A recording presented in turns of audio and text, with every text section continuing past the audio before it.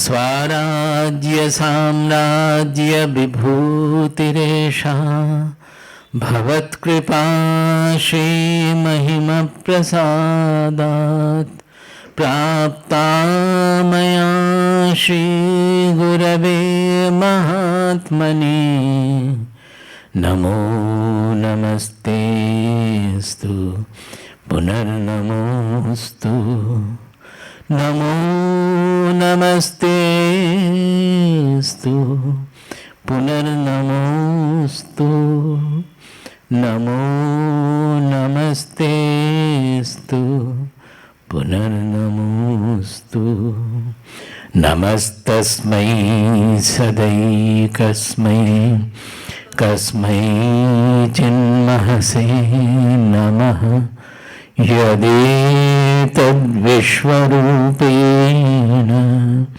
Rajate Guru Rajate Yadetad Vishwarupena Rajate Guru Rajate.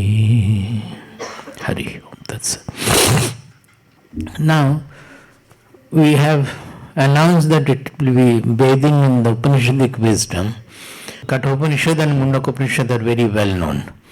I have not decided exactly which Upanishad or it's not like that. It is not, we have only 10 days time perhaps.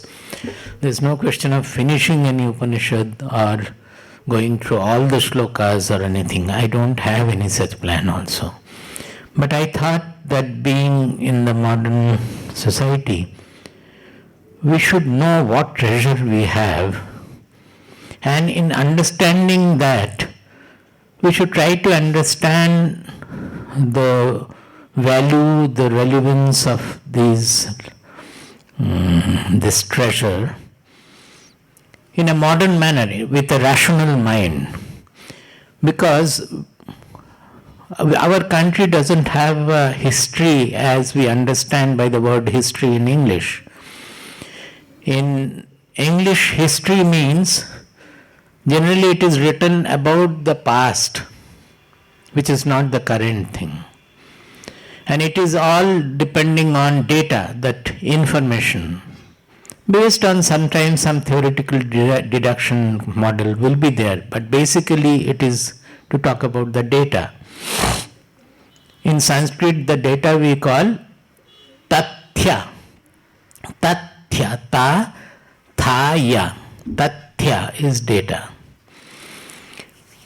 Our people were giving enough recognition to data, but not over recognition. They have always, after they found out the truth and lived according to the truth and found all the panacea, all the solutions of life as well as the society in living the truth, they have given more importance on Tattva, not Tathya. Tathya means information. Tattva means essential truth, the essence of anything. So you will find in Mahabharata, Ramayana and in many other places also, in Srimad Bhagavatam definitely, but in the so-called Itihasa, we call Ramayana and Mahabharata as Itihasa. And Itihasa we translated history. Even in school, history subject was called Itihasa. But there is lot of difference. At that time we were not understanding. Later on I understood. It's a difficulty in translating everything in English and from English to our language. Our language will always have a different kind of a much deeper meaning. Now, on one hand, this history in English as we understand it is exclusively to deal with not to deal with the present, the Tathya or the information or data. Whereas Valmiki or Vedavyasa in our Itihasa, the emphasis is on Tattva, on the essential truth. That is, they discovered a fundamental harmony in nature, the fundamental truth of nature on which all the external things are based. They have presented the Tathya, information. Suppose Mahabharata war. There is lot of information there. They have discuss the whole country, which you can understand that it's not just written vaguely. They have described the whole country, what are the hills, what are the kinds of people living in each area, what are the trees in each area, all those things have been discussed in great detail. So Tathya is there, and it is a Tathya about some kingly families there, how did they behave and all that. But all those information about the behavior and nature of the Kuru and Pandava or the other families, other kings specifically, saints also, everything, it is such huge, elaborate in its scope. Everything has been discussed, but with the sole aim of highlighting the Tattva, not Tathya. So they have coolly done some exaggerations. Ravana had 10 heads. Will anybody have 10 heads? So they are not wanting us to behave. They have exaggerated in a manner that any intelligent person will be able to understand this is an exaggeration. And there is some subtle meaning behind that. 10 head is the how to express a huge ego, which much more, all of you are egoistic, all of us are egoistic, but the kind of ego Ravana had, being a very religious person given to all kinds of rituals and all. Why is he described? His life is described. It is to show that the ego can do havoc for anybody. So to express that, and maybe some other reason also, they have considered 10 heads. And if you cut one head as Rama was cutting, again it springs up. It shows that it's not easy to sublimate your ego even by the Guru, like Rama also. That ego doesn't leave us easily. If one sector you sublimate the ego, it rises its head in another direction. Whatever it is, what I wanted to say is that it is an exaggeration which people should understand that it is an exaggeration. And it is in Shastras itself they have mentioned, our ways are to mix the myth and the truth in the manner to establish the truth, but we have to apply our rationality and intelligence to understand where is the myth coming and discriminate that, which will be an exercise for our intelligence also to extract the truth from any literature and then follow the truth. So I would like to go into various such things while discussing the Upanishads, particularly during the introduction. I often say that the book I have written on Swamiji, that A Great Association, there is no myth in it. It's all facts because it's not history. I am writing when Swamiji is living.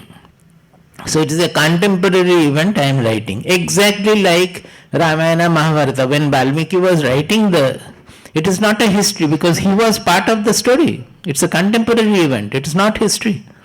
When Mahabharata was being written by Vyasadeva, he was playing a great role in Mahabharata. Throughout he has played a great role in Mahabharata. So you cannot call it a history. But they call it itihasa. This is how it happened and this is what happens in the society. That was their idea.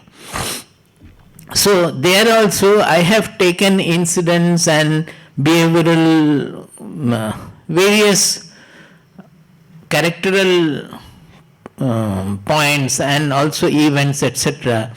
in describing Swamiji's life and events. We have taken from there. But the purpose is not to put forward those events and informations. Purpose of writing is everybody talks about self-realization. Self-realization is not a theoretical knowledge. Self-realization, it is a knowledge about whom? About our own real identity, about us, about our own real identity. So whatever is spoken about the self or the Atma, it has to be lived by us, then only it will be a realization. So when a self-realized person, to understand a self-realization, to understand what is actually self-realization, we have to understand the life of a self-realized person. This should be very much understood by us. Never make a mistake. It's not a theoretical knowledge. That is why after Krishna had presented the entire Sankhya Yoga in second chapter, all about Atma, na jayate, na mriyate va kadachit, nayam bhutva bhavita vana bhuyaha, everything he has discussed about the Atma. What is it? The Atma never dies, it never undergoes any change, it never gets born. Do we feel that I am immortal? I never undergo any change. I always feel that I am affected, I get angry, I get satisfied, I get blissful. All these things we are thinking. So what is that Atma they are speaking about? I don't feel that I am that Atma. Is it not? So Arjuna, listening to that, had the same problem. But he was not fools like us that keep quiet and listen to the lecture. So he immediately asked the question, what you have said is fine. But what am I to understand from it? Suppose a person is a self-realized, then how do we understand from him, from his behavior, from his various words or so? Without understanding a self-realized person, self-realization cannot be true. And the first thing is to understand a self-realized person. So that question of Arjuna became very famous in the second chapter. After listening to the Sankhya Yoga, that Sankhya Yoga did its purpose, because when we speak about the self to people, if a realized person speak about the self, it will definitely have an effect on the people who are receptive. If the person is very egoistic, haughty, etc., you cannot, it will be like stone. But to the receptive people, the first thing will happen that if the person is undergoing grief or depression, he will be out of it. Because it is not just telling him about the self. When a realized person speak about the self, he transmits that energy. We call it energy. It's not, may not be energy, that bhava to the other people. It's a direct superposition of the two minds. So what we say is generally he transmits sattva guna. Sattva guna has the property of always enlightening us. So when we are depressed, we are aggrieved, we are under the clutch of tamoguna and rajoguna. So if enough of sattva guna is transmitted to the person, he will immediately understand a comprehensive truth, and that will immediately allow us to get over the depression we are suffering from. So that happened to Arjuna, we can understand. This is how we analyze history. What happened to Arjuna, how do we know?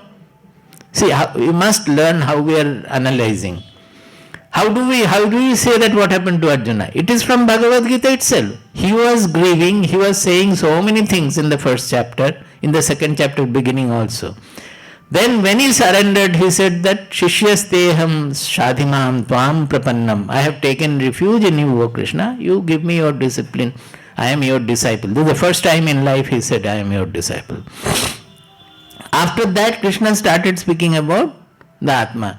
Now, after listening to that gospel of the Sankhya Yoga, as we say, the second chapter, immediately he was out of the grief. How do you know? Otherwise, he would not have asked this question. He would have still harped on that, क्या होगा, हाँ, आप तो बता दिए सब कुछ, लेकिन कैसे होगा, स्वामी जी बता दीजिए, नहीं होगा. He did not say anything like that. He was no more depressed. He said that, you have told about the Atma, it's fine, Krishna. But sthitaprajnasya ka bhasha samadhisthasya keshava sthitadhi kim prabhasheta kimasita brajeta kim. He asked that this sthitaprajna you are talking about, that is when a person has realized the truth, he is called sthitaprajna or sthitadhi. Both terms are used. Now he wants to know his interactional life and samadhi life. That is, the first line is samadhisthasya sthita prajnasya ka bhasha. Bhasha means definition in Sanskrit. It's not the language, it's definition. Samadhisthasya sthita prajnasya ka bhasha. That is, what is the definition of a sthita prajna who is in samadhi? Because when a person is samadhi, there is no interaction, there is no expression. He is absolutely absorbed in himself. So how do you know, how do you define such a state of samadhi? What is the definition? Because we are not able to know his internal state, whether he is sleeping in mind or thinking, his mind is going around all over the world. How will you know? He is sitting eyes closed there. So how do you define this samadhi state of a person who has attained Samadhi, the Nirvikalpa Samadhi generally?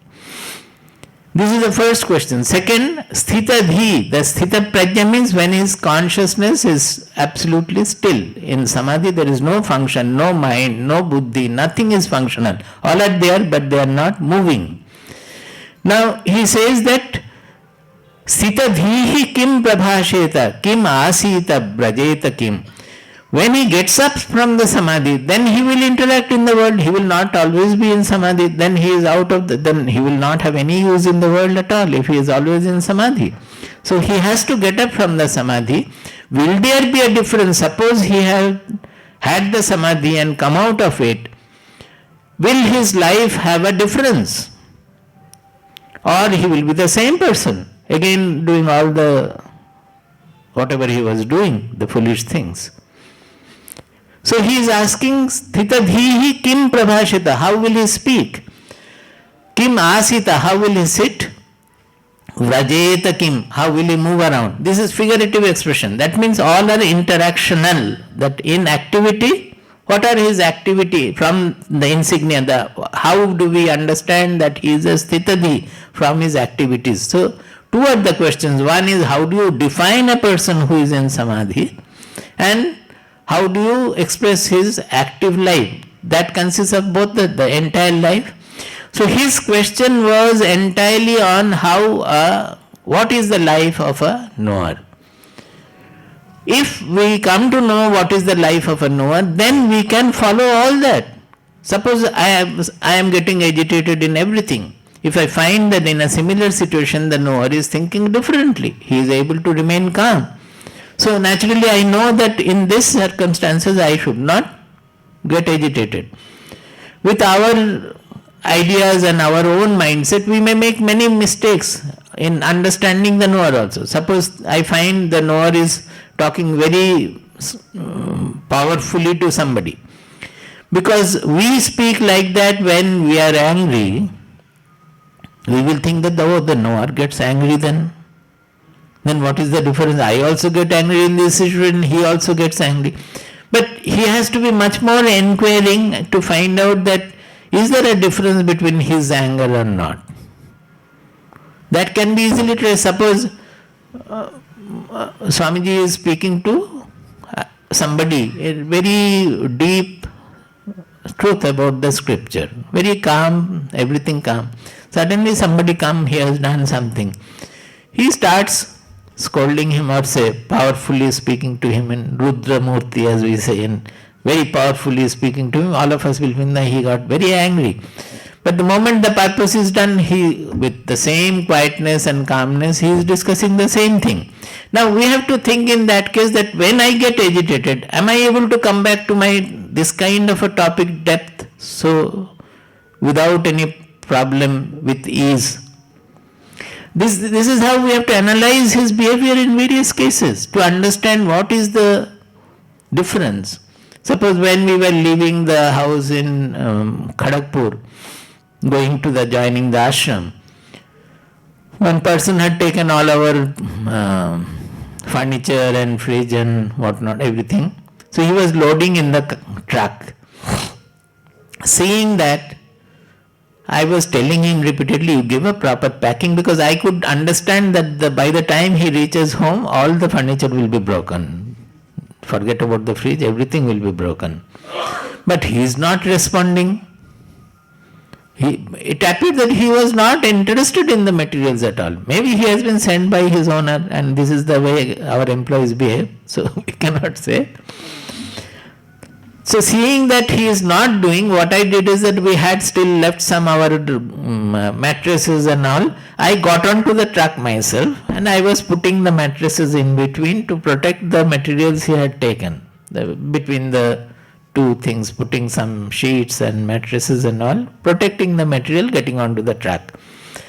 My neighbor there remarked that, oh, this person is going to leave and join the ashram, leave the household life and worldly life. How much of attached he is to his furniture. He has already sold off or given off the furniture and he is still attached to it. That is why it is protecting that. So see the perception it is. For us, it is altogether different. As long as we are there, we look after the things around. We cannot look after the whole world, but we can look after whatever is around. So all the plants we had given, whatever could be given in pots and all, we have given to the neighbors. Some plants were remaining on the garden. We don't know even from that afternoon onward anybody is going to water the plant or not. They are going to die perhaps in 1 or 2 days before the next person comes and occupies the water. Knowing that also we were watering. Just before leaving, getting into the car also we watered all the plant and went. Now seeing that if somebody says that he is so attached to the plants that they are going to die in any case and he is still watering because it is his plants. Do you understand where lies the difference? So we have to understand where a person is doing in an attached manner and where a person is doing who has outlived that attachment. How is he doing? These things are from the knower's behavior, we have to, from a seeker's behavior, we have to understand what it means to do the sadhana. What is the effect of sadhana? We have to understand from there. One person, when my mother passed away in Jamshedpur, I was in the ashram.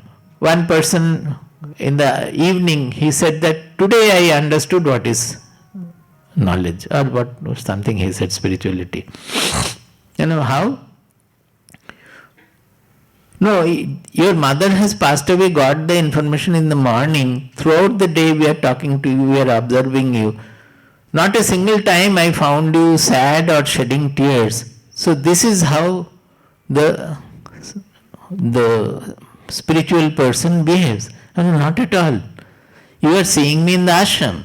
If I had been in Jamshedpur at that time, you would have seen me shedding profuse tears also. Sitting near my mother's body, I would have shed profuse tears, and then you would have told that, oh, this person is staying in ashram for so many years, and see, he is crying when the mother has passed away. You understand the difference?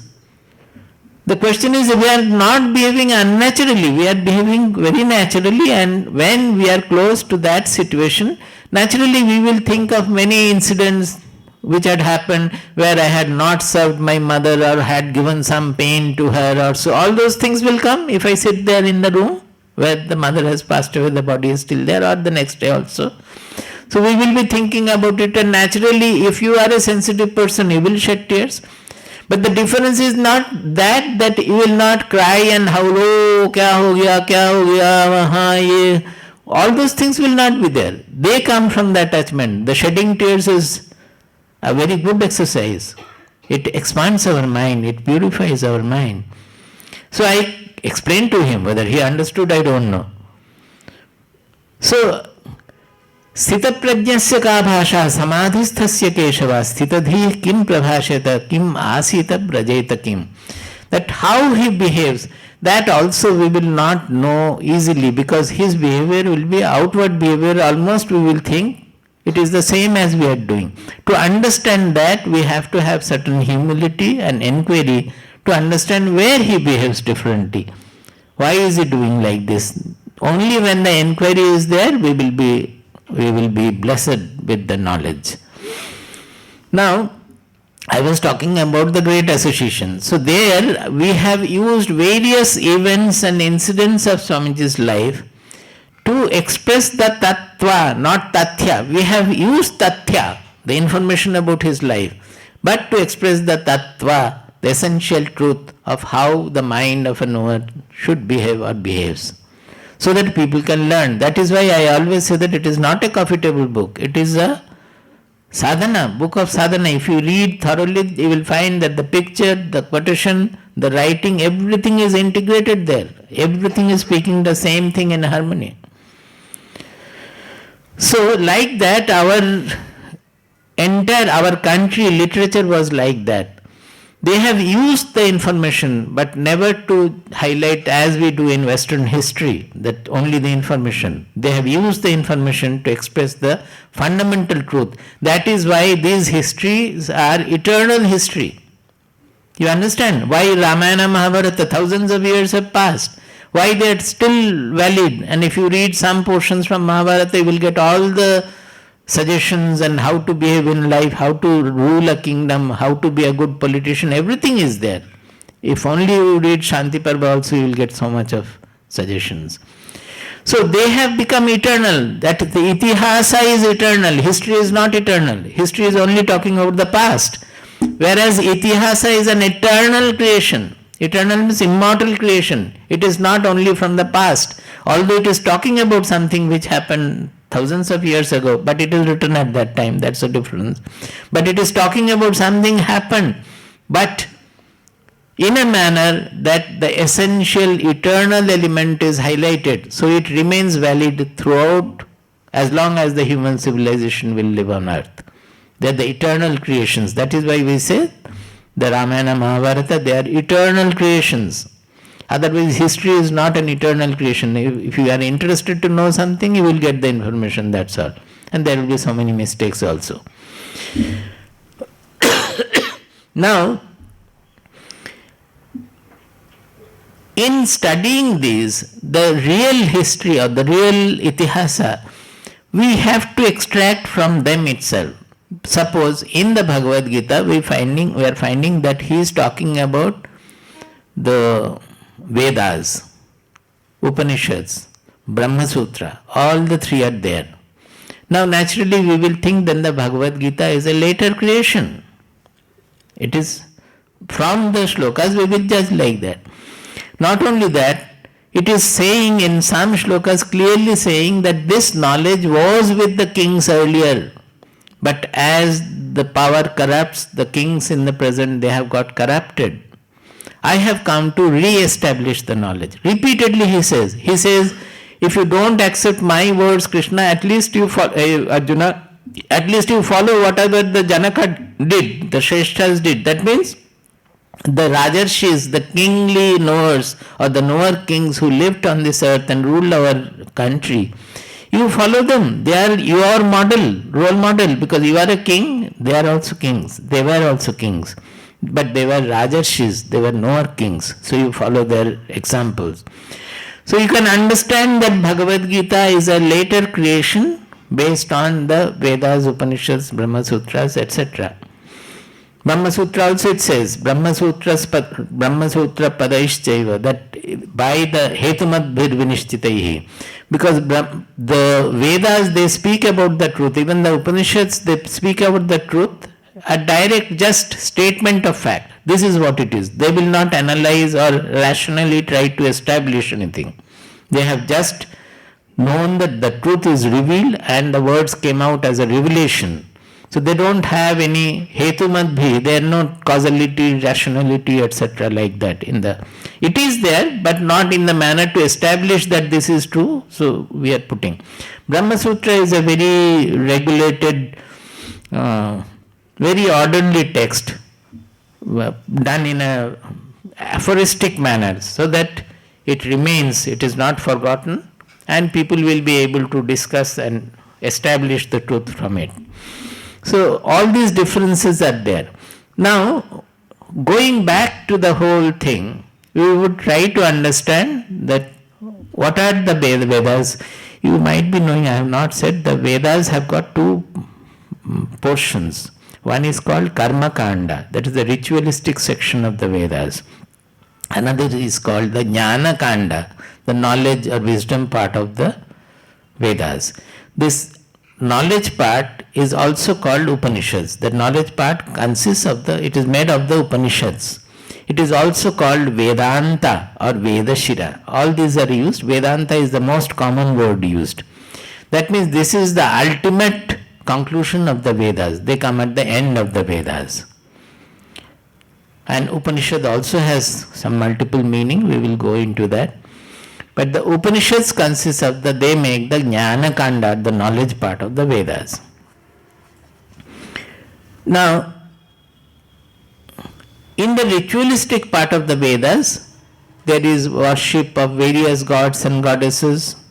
There are Indra, Varuna, Usha, etc. All natural gods are there. And performing yaga, janya, these are all under the Karma-kanda, the ritualistic part of the Vedas. Now, first of all, I will ask that Why did we have the concept of God? Why was it necessary to think of God? It is human being.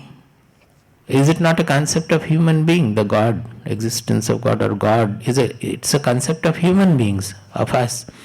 Why did we first think of something like God? Can you think? We couldn't explain many phenomena what is happening. So we think there is some supernatural power. But to be more specific, suppose there is a building, suddenly that shed came up here. Yesterday I discovered. Naturally my question is, who made that shed? Then somebody told me the horse riding ground. And for what? Somebody must have put up the shed for some reason. So we are asking, who made that shed? Are you able to understand that there is a causality which makes us ask that if there is a shed, somebody should have made the shed. If I am feeling hungry, I have to eat, then only my hunger will be satisfied. If I want the table to be pushed and getting up, I have to push the table to shift it there. Without the push, the table will not go. Like that you go on any number of examples in daily life, any number of examples. The fact is that without this idea of causality, that there should be a cause behind anything existing, anything happening, any event or any existence, there should be a cause. It is embedded in us from birth. Are you accepting this proposal? From birth we are seeing, say, if I don't cry, mother will not give me milk. So I start crying. The moment I cry, mother gives me milk. So there is a causal relation. If I don't taste, something is given, the apple, I bite and I get the taste, I start eating. If I don't extend my hand, I will not be able to get the apple. If I don't bite, I will not be able to get the taste of the apple. Everywhere without causality, nothing is there in this world. So, because right from birth we are seeing the whole creation, everywhere there is causality. In our life, every step, this causality you are able to understand. Cause and effect chain. Nothing is there without the cause. So, naturally the question comes that what is the cause of the universe? The whole universe, we may say that the sun is the cause of the earth, or some Big Bang is the cause of all these planets sunning. Then what is the cause of the Big Bang? What is the cause of the universe? So we have to posit initially that there is somebody called God who is not like us but much more powerful or supremely powerful. That idea, concept will be different for different people. Some will think of a superhuman being, some will think of an universal intelligence, some will think of some force. That is up to us what we conceive of. But the fact here is that we want a cause for whatever is existing. Is it not? So those days, whatever they could not explain, like say suddenly there is an earthquake, suddenly there is rain or lightning or storm, cyclone, they were not able to find a near, very close by cause for it. They don't know the cause of it. So they conceived of some gods behind each power of nature. That is, Indra was the cause of lightning. Then Varuna was the cause of water. Sometimes rain will come, sometimes rain will not come. All these things, they came as it is only from our causal thinking which we have developed from birth, because we are in a world, objective world, where everything moves with causality.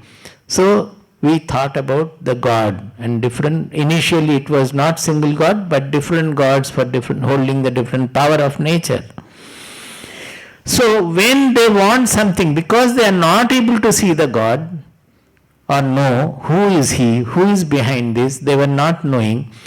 So whatever they were not liking or they were desiring, suppose earthquake nobody likes.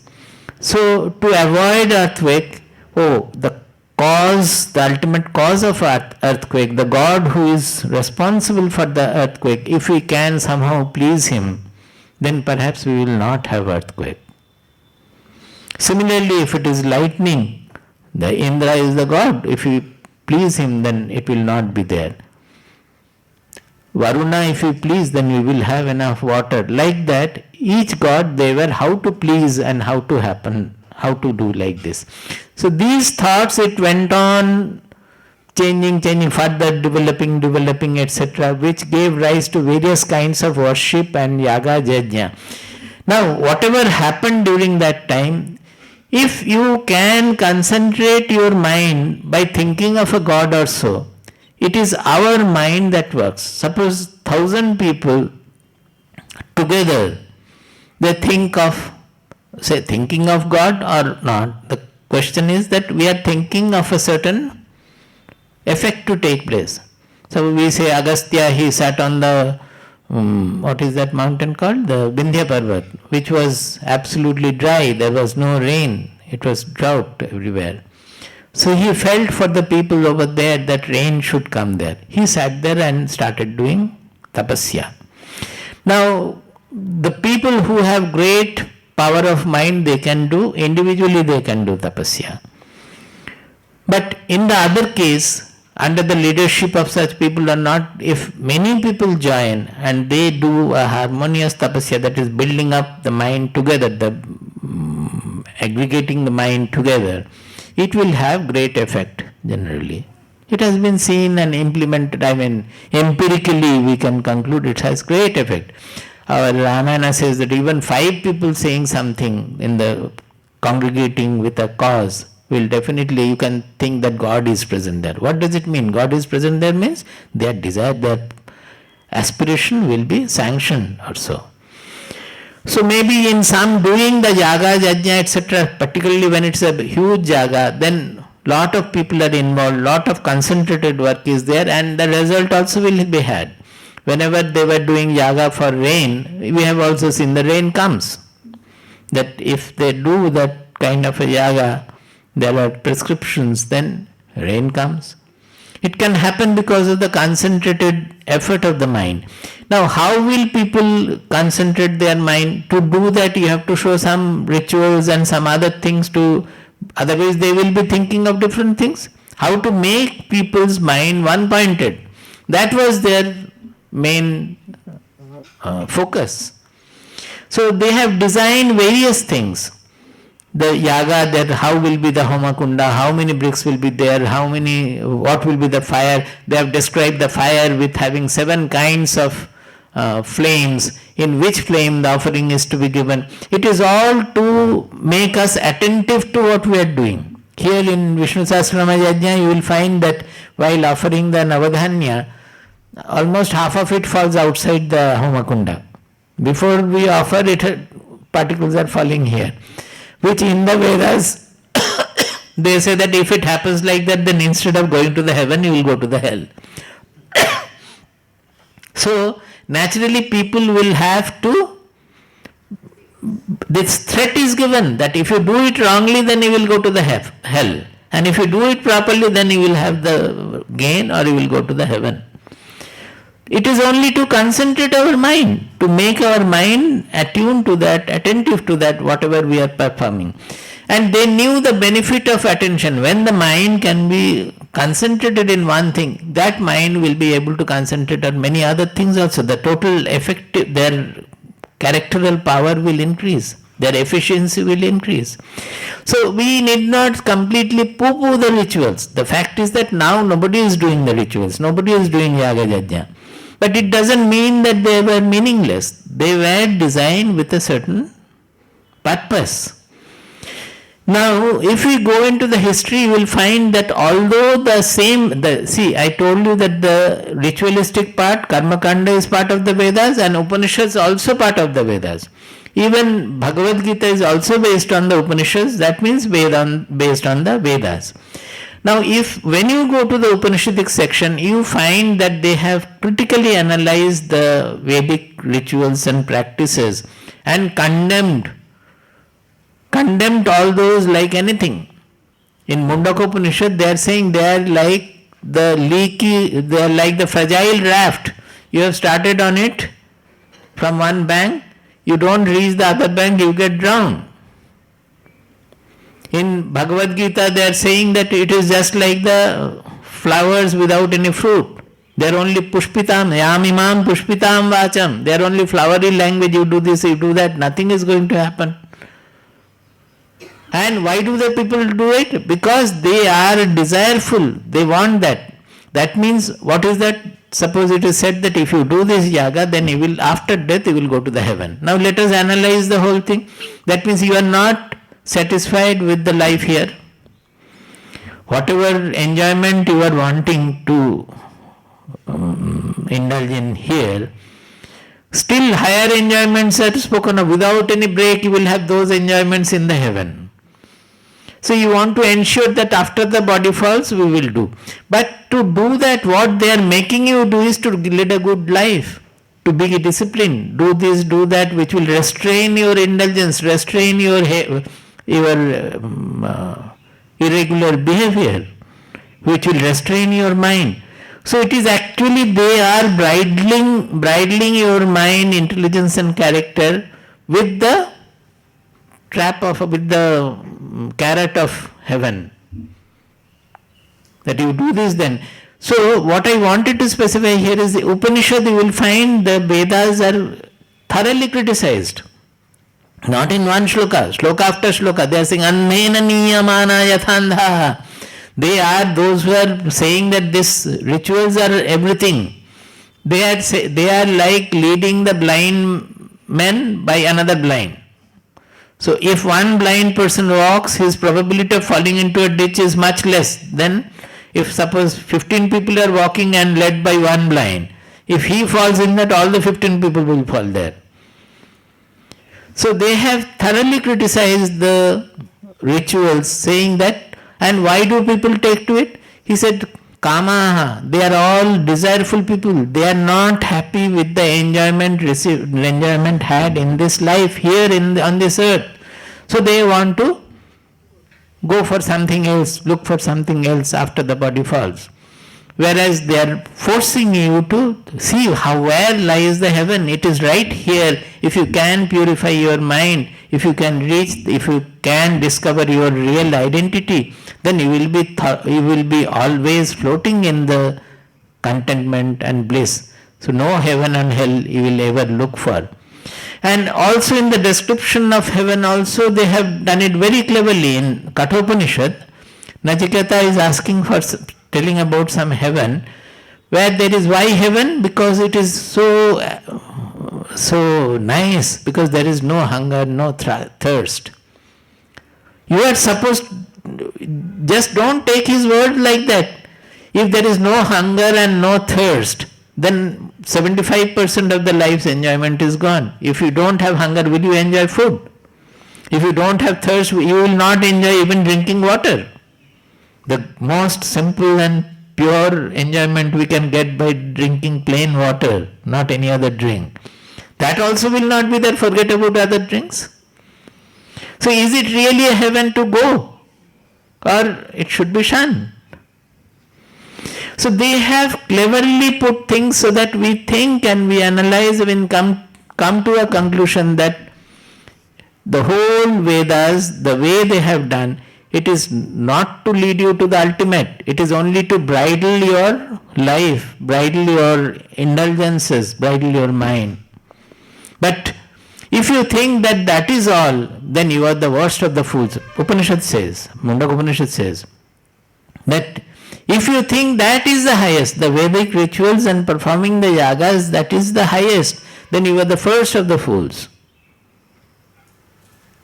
Because there is something much higher.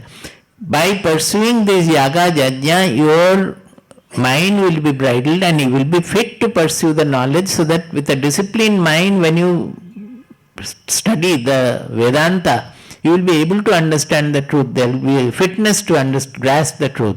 That is the purpose, not to keep you always. Suppose you have gone up to 7th class and you say that no, this is all I have learned. I don't want to be promoted to class 8. Is it intelligent? So it is exactly like that these rituals are all, and we don't want to go to the Vedanta or the Upanishadic part of it. Even Jaimini said they are all only eulogies. That is the Vedanta they call eulogies. That everything is in the ritual. You do the ritual and live happily. The whatever the Vedanta says, it's all eulogy. There is nothing called the self. There is nothing called self-realization or anything. So, what we will understand from that? Suppose you think of the history. That means people initially, this is all conjecture. We can say from the analysis of these things that initially they thought of God, then started propitiating the different gods and got some benefit out of it. They did not know that they think that the God is giving the benefit. Actually, their mind getting integrated and bridled, they are getting benefit. The mind actually works on the nature. So whatever it is, they got the benefit. So there are some values in the rituals. But what happened in the process, we cannot say fully, but we can conjecture. The priests started dominating the whole rule because they were all, everything will get corrupted here. The corruption is not only with the criminals or the police. The corruption is there for everybody. Even the best thing also, if it runs for some time, it will be corrupted. Even an ashram also, this is the danger. If it runs for a long time, it will become corrupted.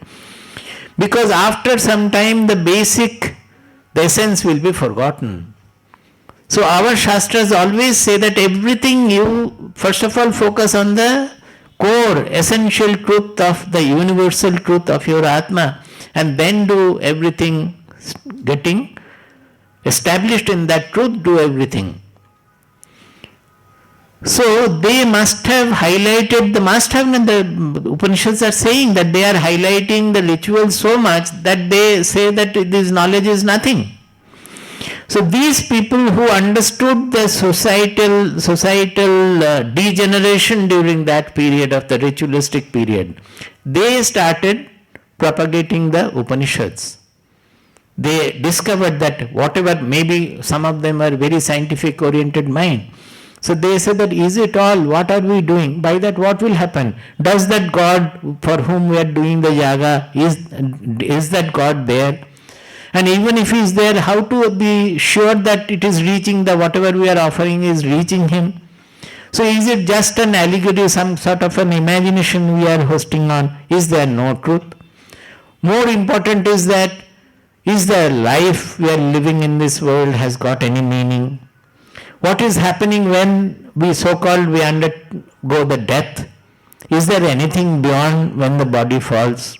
They are talking about heaven and hell, but nobody has seen. That means nobody can call us from the heaven or hell that come, I will show you it is heaven. Has anybody seen? Nobody has seen. So you cannot prove heaven and hell.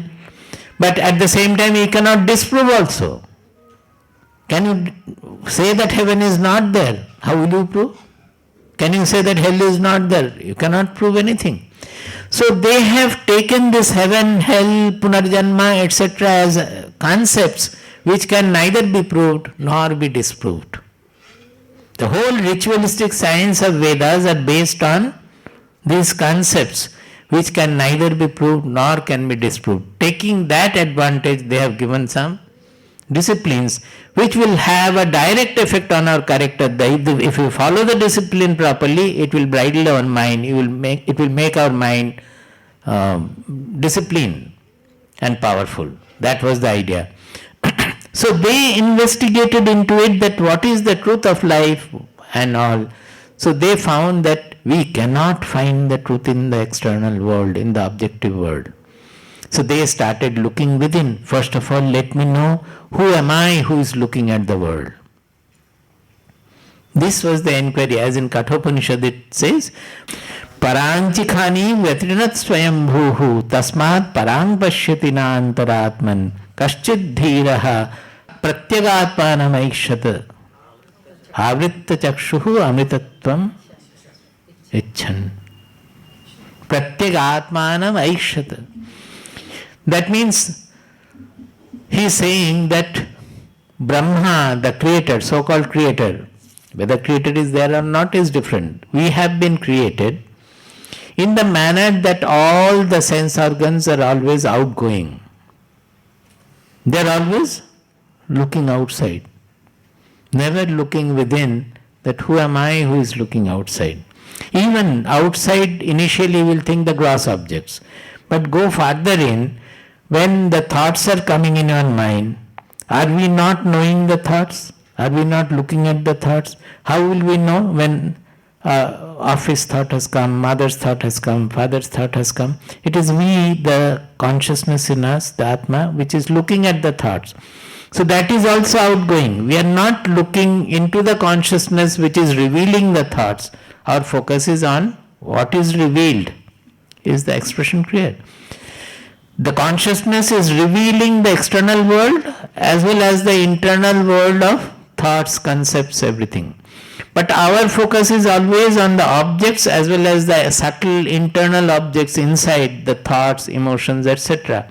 The focus is always on that. The moment mother's thought comes, our focus is on the mother. The moment boss's thought comes, the focus is on the boss, but not on the revealer consciousness.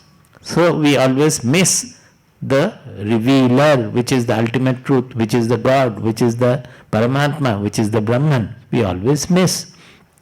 So they understood that by constantly looking out, we will never be satisfied, nor we will be able to have the fulfillment of our intelligence or inquiry. So they started looking within. So he says, Paranchikhani Vyatrinat Swayambhuhu. That means as if Creator has created us out of neglect. Vyatrinat means considering us like a blade of grass. That is not giving us any honorable position, just like a blade of grass. He has created us, the Indriyas, the sense organs, always looking outside, never thinking of who am I who is looking outside. But this is what the Creator has done. But Creator has given us also a power to look within. If you don't utilize that power, you cannot blame the Creator. We have to blame ourselves. So he says, Kaschid dhiraha, but there are dhiraha, there are people, there have been people who were intelligent enough, who were poised enough to not to get satisfied with looking outside, but looking within. Why? Because outside everything is futile, everything is changeful. You cannot find out anything in the creation which is not undergoing change. Change means birth and death. See, this birth and death also we have to understand everything in a much abstract manner. That whenever there is a cause and effect chain is everywhere. Every moment the cause is getting into the effect. That means the cause is dying and the effect is born. Suppose this book I burn, then the book is the cause and the ash which is coming out of the burning is the effect. In our body also constantly this cause and effect is going on. Millions of cells are dying, millions of cells are getting born. So every moment our body is undergoing a birth and death process in that sense. As a whole we are thinking that I am the same, but inside it is undergoing that change also. So everything in creation is changeful. There is nothing without the change. That is why we call this world Jagat, Gacchati iti Jagat, or Samsara, Samyak Sarati iti Samsara. The very basis of this creation is changefulness. The very basis is change, because energy, without energy nothing would have come. Energy means motion, change.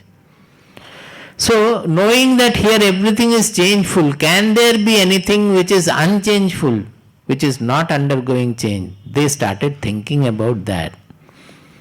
And what was the result of it? For that they closed their eyes. Actually it is figurative expression, not that they have to close their eyes. They cannot close their ears fully, they cannot close their skin fully. But it means that the focus they shifted from outer to inner. Not worrying about the world, they started looking within. Why? To look for something which is unchanging. We will go into it further also. That unchanging part is the revealer consciousness. Unless it remains non-changing, we will not know the changes. Suppose the dial of the clock also moves with the arms, then you will not know time. Only because the dial is fixed and the arm is moving, you know it. Like that, all the thoughts are changing, the body is changing, the mind is changing, It is sometimes happy, sometimes grieving. The thoughts are coming and going. Unless that I in us, the consciousness in us, had not been, unless it had been unchanging, we would not have known the changes. I think that I was a small boy, now I am. Who is revealing that? It is that I, the consciousness. If that also had undergone the change with our age, then we would not have known the change of the body. Similarly, the thoughts are coming, going, changeful. Unless the consciousness behind the substratum, consciousness remained fixed, unchanging, we would not have known the changes of the thoughts at all. They analyzed, perhaps how did they do, we don't know, but they had to look within, analyze, and then finally what happened? The Upanishad says, they discovered pratyagatmanam aikshata. It's a statement of fact. It is not that it will be there, that will be there, if you do this, this will happen, that will happen. No, Upanishad doesn't speak about that. They say that looking for immortality, looking for unchanging substratum, they changed that, shifted their focus within. And what did they discover? Pratyagatmanam aikshata. They saw not with the eyes. Ikshana is the vision of the buddhi, vision of our bodhi, our inner vision. Don't think that the self will be seen by the eyes or anything. It cannot be. Then it's not the self. So, aikshata means by ikshana. That means they discovered. What did they discover? Pratyagatma. What is pratyagatma? Because our mind was always, parak means outgoing. We were always outgoing. Now initially what did they do? They look within. So that is called pratyag. Parak and pratyag. Parak means outward, pratyag means inward. So looking within, they discovered what? That Atma, the self. Now the beauty of it is that initially as a sadhana, as a practice, you are looking within the body, because you cannot discover it anywhere else. You can focus within, from withdrawing your focus from everything. But when you reach that goal, you find that there is no external, no internal, nothing at all, because at that point you become identified with that consciousness. There is no body, no world, nothing at all. That is what is called Samadhi. That's Siddha Prajnasya ka bhasha samadhisthasya Keshava. At that point, it is consciousness and consciousness alone. So we are saying looking within from the external point of view, that always we are looking outward. We should look inward. Once they discovered this truth, and they went on repeating it, studying it, etc., finally they discovered that there lies the panacea for everything, that people suffer from jealousy, competition, envy. They run after so many things, dissatisfied with whatever they get. All this cause of dissatisfaction, jealousy, competition, selfishness, everything is coming from the one concept about our own identity. We think that I am small, encapsulated by the body, mind, personality, and all others are different from me. This vision is the cause of all the problems in life as well as the society. So, by discovering that the Atma is one, and not even one but transcendental, when we say one, there is a concept of two, multiple, many, etc. It is beyond all concepts, it is transcendental. When they discovered this transcendental Atma, they find that there is no question of any competition, selfishness or anything, because the whole world, the whole universe, which includes my body, mind, personality also as a small speck. Understand my statement properly. The whole universe, our body, mind, personality is also a product of nature. So the whole nature which contains my body, mind, personality as a small speck is appearing in that consciousness, the Atma, the Brahman. So can we call that Atma is within the body, or the body is within the Atma? So that changed the whole perception of the world, that the whole world appears in that consciousness and vanishes in the consciousness when you are in Samadhi. So that discovery they found, it is the greatest discovery. I always say that it is the greatest discovery of the world ever in the human civilization, much bigger than any technological or scientific discovery. I am not degrading scientific discovery or technological discovery, but all that, they have created a lot of good things as well as bad things. But this discovery, if we can carry it along with other discoveries, then it will only be good for the world. It will do only welfare for the world. Because it takes away all the differential notion from our mind, makes us universal. So we become universal through that. So knowing the greatness of this discovery, naturally they found that what are these people doing? These priests and all those who are propagating this Karma-kanda. What are they doing? They are fooling people. They are keeping the people constricted in their desires, in their desireful life, which is never going to satisfy them. Even if they go to the heaven also, that as long as the desire is there, they will never get satisfied. All these things I am saying from the Upanishads. See, Nachiketa says that api sarvam jivitam alpameva. When Yamaraja gave him a long life and all the chariots, he said that these kind of treasure is not available in the human world. I have brought it from the heavens. Nachiketa, enjoy them, live. And unless you have thousands years of life, you will not be able to enjoy. Even if I give you life, you will not be able to enjoy unless I give you health. So I am giving you health, I am giving you 1,000 years of life, I am giving you the kingship of the entire world. Enjoy, enjoy, enjoy. And he found that Nachiketa is very obstinate, he is not agreeing. So he started bringing everything in front. These are the chariot, diamond-studded chariot, these are the danceuses, these are the musicians, they will all serve you. Enjoy. Nachiketa says, Nachiketa is not interested in them. Yamaraja, you have given me thousands, you may give me thousands of years of life and health. But api sarvam jivitam alpameva. Alpa means insufficient. For everybody the life is insufficient. Why? If after living for 1,000 years also your desire for enjoying still there, then is not life insufficient? Next day you are not going to enjoy? Whether they in the heaven or hell or here. Whereas if by living 25 years you feel fulfilled, that you no longer look for enjoyment from the world because you have discovered that the enjoyment is within, not in the world at all. This discovery is the greatest discovery because you understand that I have been fooled all along. I have been thinking that I will be satisfied or fulfilled by getting something from the world. Be it an object, be it some fame, be it some anything.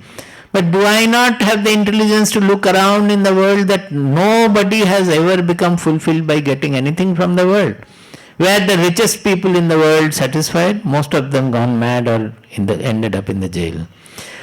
Will the most famous people, have the most famous people become satisfied in the world because of their fame? It only increases their craving for fame and competition between them. So knowing that nothing is going to make me permanently fulfilled, nothing in the objective world is going to make me fulfilled, they discovered the source of happiness within. When we forget the world, the joy, it wells forth from within. So, it is not the lifespan, mark my word, it is not the lifespan that make a person fulfilled in life. It is the desirelessness and the understanding that nothing from the world is going to make me fulfilled, which results in the desirelessness that is making us fulfilled. So if in 20 years a person is able to get rid of the desire by dint of this discovery that the world does not have anything to make us happy, the happiness is within. If he can do it, then he can die any moment. He can live for 1,000 years, he can die the next day also. It doesn't matter at all. Whereas even after living for 100 years also, if the desires are still there to enjoy the world, then the life is insufficient. So this word coming from Nachiketa, what does it mean? All the ritualists who were doing the jaga, yajna, etc. for what? For heavenly enjoyment, or having some children here, or having some kingdom here, Ashwamedha or whatever. So it in one go it cuts across everything that is spoken of in the Vedas. I want to tell you this very powerfully because we don't understand what are our Vedas. Have you ever seen a book which condenses itself in itself? The Vedas are highlighting these things, that these are great, this will happen, that will happen, you will go to that heaven, you can live for 1,000 years, then come down and have the kingdom and again go to... So many things are spoken of. And at the later part of it, they are saying it's all rubbish, it's all foolishness, it's all because we are desireful, we are not able to get rid of our desires, and the carrot of desire is leading us to this one after another. It is never going to be over. It's a cycle that we are looking for. No progression is there. All these statements I am making from the Upanishads only. So Upanishads are a great revolutionary period where they discovered, the so-called scientists of our country, the subjective scientists who went into and made that great discovery and then propagated this discovery and established it, that the fulfillment does not lie in the ritualistic part of the Vedas, but in knowing your own truth, knowing your own self, and whatever corresponding change in your character happens by the knowledge that I am not constricted by my body, mind, personality, but I am universal. And nothing from the more important is that to discover that nothing from the world is going to make me happy. This I will take even in the evening also, because Bhagavad Gita also this point is important. So, this is the Upanishadic knowledge which has been, again the society will always undergo high tide and low tide like that. After some time again the ritualists will take over and they propagate many things like that. We find that in our country, the Tantrika Achara became the most important at one time. And everywhere they were having this Bali, even Narabali also was there. And they were indulging in various powers they obtained from the rituals. The rituals may give us power also. The moment our mind is concentrated and we take to austerity, austerity will definitely give us power. Anybody who want to have some power, you can do some austerity. Corresponding to that, the austerity will give us power.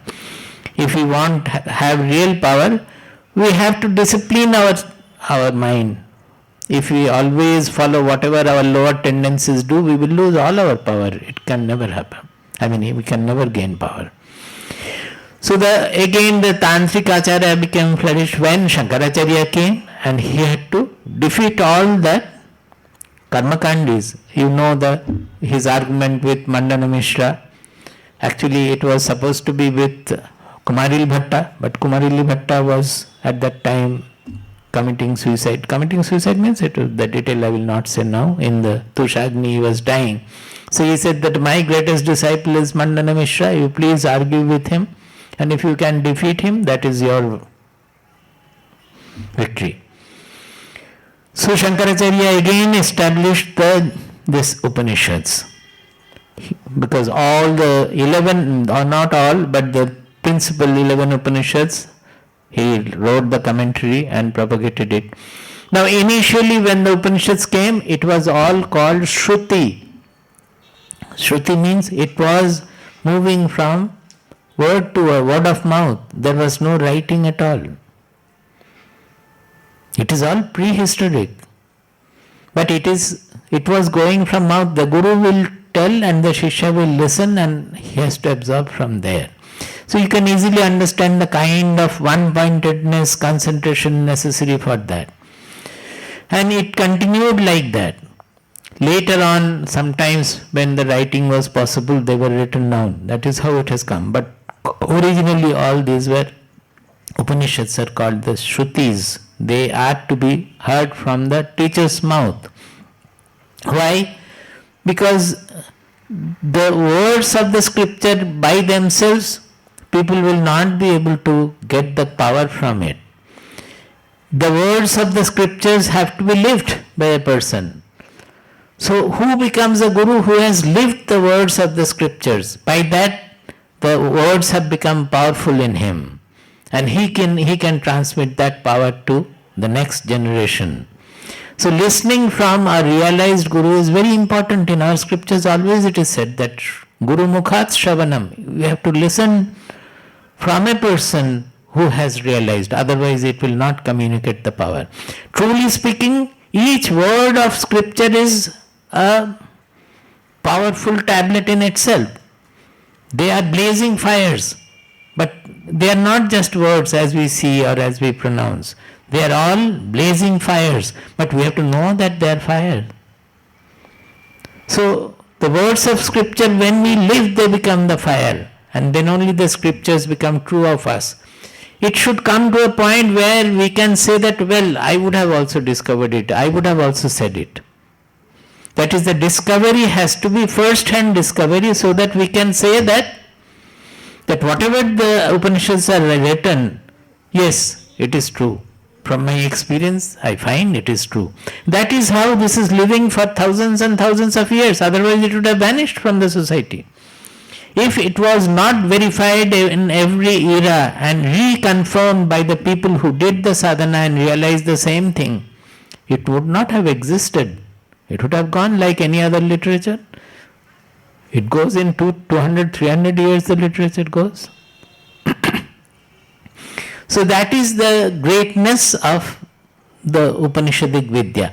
It is based on the truth, and once it had come, it was discovered, the whole culture in our country underwent a change. Because all other art from then sculpture, community life, then architecture, everything was based on this fundamental truth of oneness. That we are, in our deepest core, we are one, we are universal. All the variety is dancing just like the waves on the sea. We are the sea on which the waves are dancing. But we have to get anchored to that sea identity and not the wave identity. That we are the sea on which different waves are dancing. Each wave is rising and falling for how many seconds? In our case, it is a little longer, maybe for 80 years, 90 years or like that. But it is like that, a wave in the sea of consciousness. This is the fundamental basis, the anchor of our all entire cultural life of our country. And this is the anchor for Hinduism also, so-called Hinduism, what we know. That word is not there in the Upanishads. Our religion was based on that, because the peripheral things will undergo change. But it was instructed that these changes will always have to be questioned and reformed and refined based on the fundamental truth. So those who follow that, because Vedas has said this, I have to accept. No, the Vedas themselves have said it.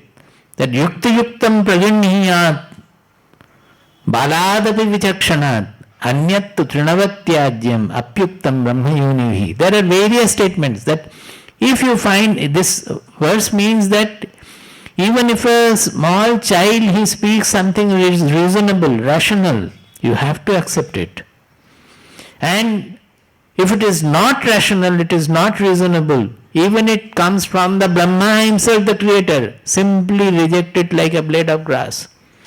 They are repeatedly saying that you should not take anything without inquiring.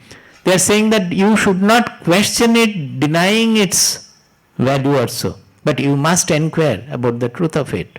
You must inquire humbly that I am thinking like this, but it is not striking in me. I don't agree with this. What is the thing I am missing? How can I be clear about it? With humility we must inquire.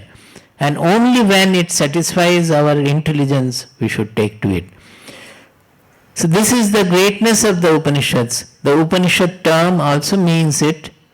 There are multiple meanings. Upa means near. Generally it means near. The ni and shad has various meanings. One meaning is ni means nisheshena, that means absolutely. Sad means sidati, that means completely, which by sitting near to which you will be completely relieved of the worldliness or the differential vision or the fragmented vision we have about the world. Let us call it worldliness. That we think the world as such is true. It is not that. It is something else. Another meaning is that if you sit humbly, ni means humbly at a lower position, if you sit near the Guru humbly, then sadati there is sitting. That is, one has to listen to this truth sitting near a knower Guru, close to a knower Guru. So there are other meanings also. In some books you will find 3-4 meanings are given.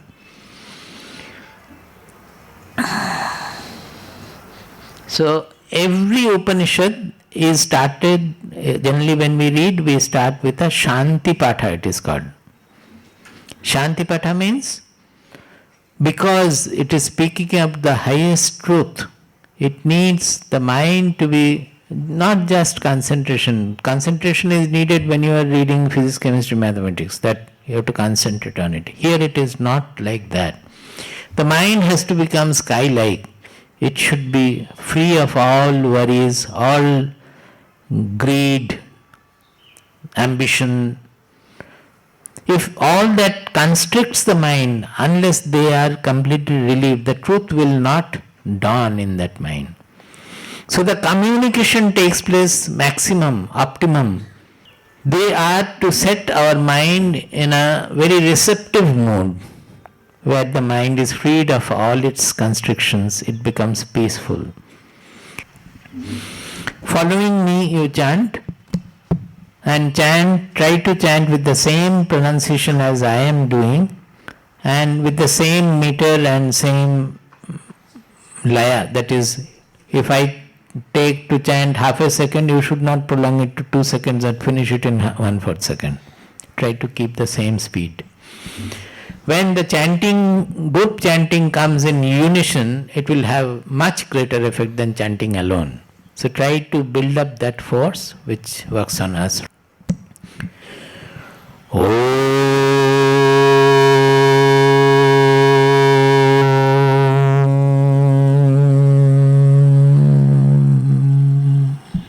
Do.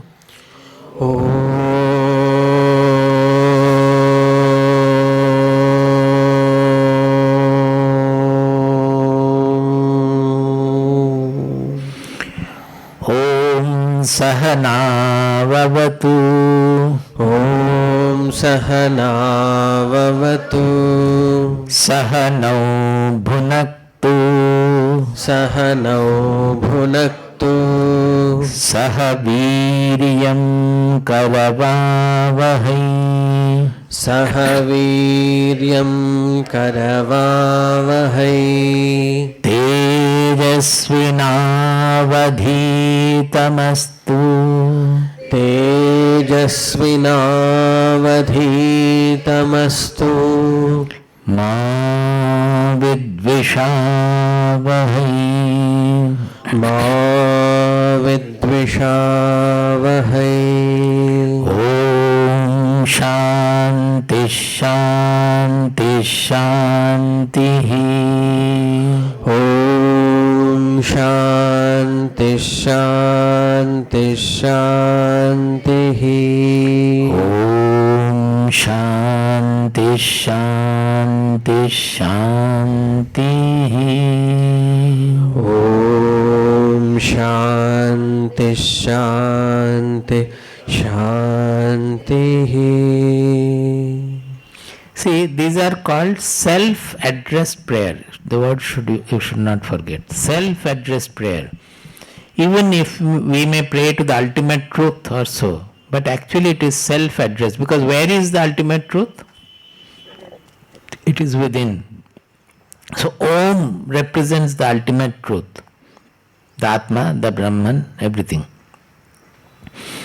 So although we are starting with Om, actually whilst uttering Om, we are concentrating, we are focusing on our own self, our within. And self-addressed, why? Because whenever we are praying something, it is not we are praying to the Lord, oh you give me this, give me that. This is the difference between Vedic prayer and Upanishadic prayer. Vedic prayer is always with some desireful mind, give me this, give me that, give us property, give us beauty, give us this, give us that, give us enough of treasure, so many thousands of horses and all those things are there. But in Upanishad, we are only asking for purity.